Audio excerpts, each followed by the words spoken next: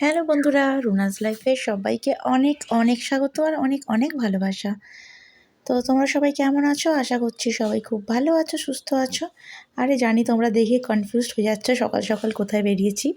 তো সকাল সকাল তোমার দাদাভাই আমাকে একটু বাজারে নামিয়ে দিয়ে অফিস বেরিয়ে যাচ্ছিলো। তো কেন কী কারণে সবটাই তোমাদের সাথে শেয়ার করব।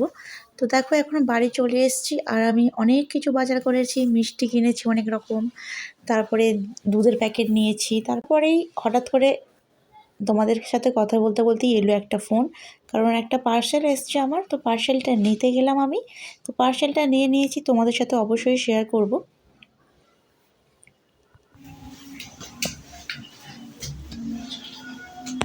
দেখতেই পেলে যে ভিডিওটা কন্টিনিউ করতে পারিনি, তার আগেই চলে গেছি পার্সেলটা নিতে।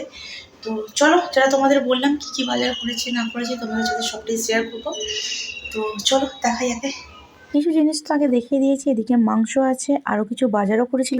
স্নান টান করে একদম রেডি হয়ে গেছি আর আমি রান্নাঘরে অলরেডি চলেও এসেছি, কারণ ওরা বেশিক্ষণ থাকবে না, তার আগে রান্নাবান্না সব কমপ্লিট করতে হবে। তো চলো দেখো, আমি সব কিছু অলরেডি কেটে কুটে রেডি করেছি, দেখো দেখাচ্ছি। এগুলো সব কাটা রেডি হয়ে গেছে। তো চলো রান্নাবান্না শুরু করি আস্তে আস্তে করে, কারণ ওরা চলে আসবে। আবার একটুখানি রান্নাটা কিছুটা করে তারপর আমি খেতে বসবো।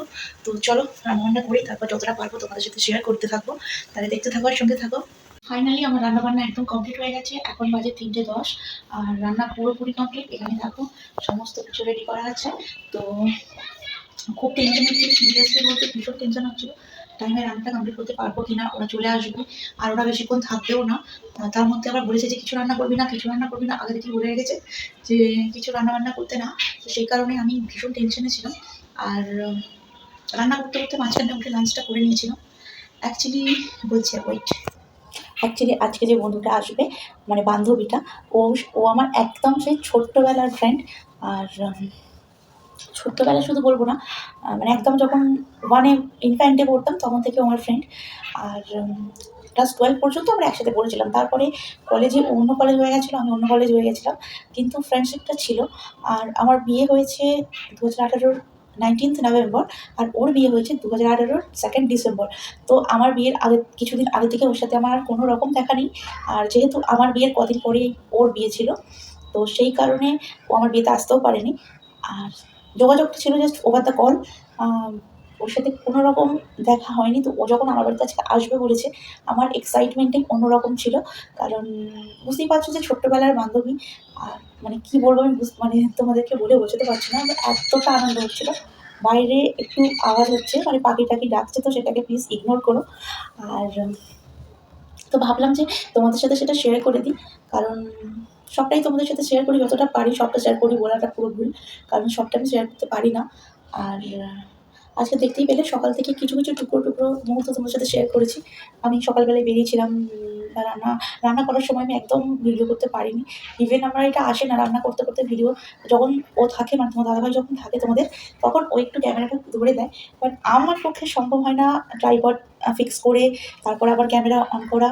তো ঠিক আছে চলো, ওরা এবার চলে আসবে, আশা করছি ওরা আসবে, তোমাদের সাথে সেটা শেয়ার করব।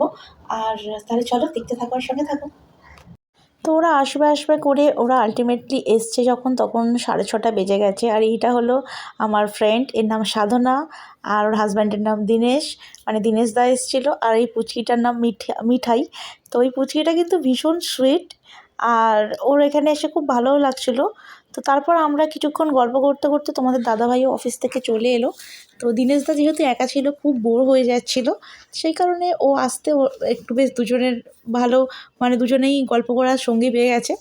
তো তারপর ওরা ওদিকে গল্প করছিল, আমরা এখানে ছিলাম। আর এই পুচকিটা দেখছো, তো ওকে ওর রকম সকম তোমরা দেখো আগে।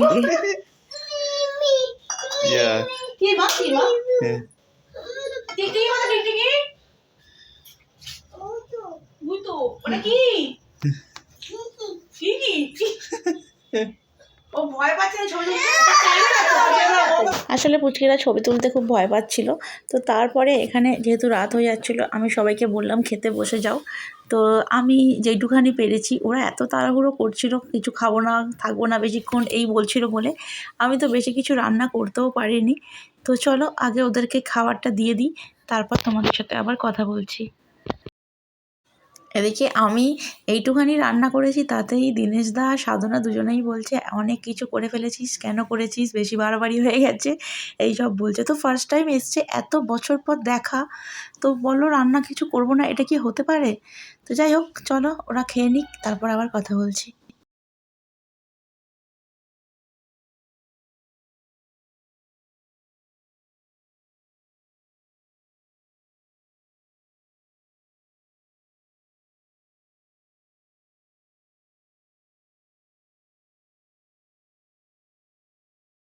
তারপর খাওয়া দাওয়া করে পুচকিটা করছে দেখো খালি আগে। এসো এসো, ওই আয় আয়, চলে চলে চলে। তারপরে ছাদে কিছুক্ষণ দৌড়দৌড়ি করে ওনার আবার আমার রান্নাঘরটা খুব পছন্দ হয়েছে পুচকির। তো এই মিঠাইটা নিয়ে আমাদের রান্নাঘরে ঢুকে কত কিছু রান্না করার জন্য রেডি করছে দেখছো, যেন কত রান্না করে ফেলবে। তো ওর আমাদের রান্নাঘরটা ভীষণ পছন্দ হয়েছিল। তো এরকমভাবে অনেক মানে সন্ধ্যে কিছুটা টাইম ভীষণ আনন্দ করলাম। তারপর এখন ওদের বাড়ি যাওয়ার সময় হয়ে গেছে, তো ওরা বাড়ি চলে যাচ্ছিলো। আমার মনটা সত্যি খুব খারাপ হয়ে যাচ্ছিলো। এক তো ছোটোবেলার বান্ধবীকে আমি 5 বছর পর দেখলাম, তার উপরে দীনেশদাও এই ফার্স্ট টাইম আমাদের বাড়িতে এসছে। তো খুব ভালো লেগেছে, ওদেরও মানে জানি না কেমন লেগেছে, বাট আমাদের তো ভীষণ ভালো লেগেছে। Tata tata tata tata tata.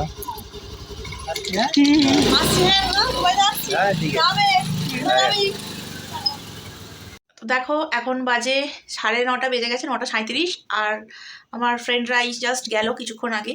তো এবার আমিও খাওয়া দাওয়া করে নিই, কারণ এটা রাত হয়ে যাচ্ছে, মাথাটাও ভীষণ ব্যথা করছে আজকে আমার। তো চলো তোমাদের দেখিয়ে দিই কীরকম রান্না করেছি, কী রান্না করেছি।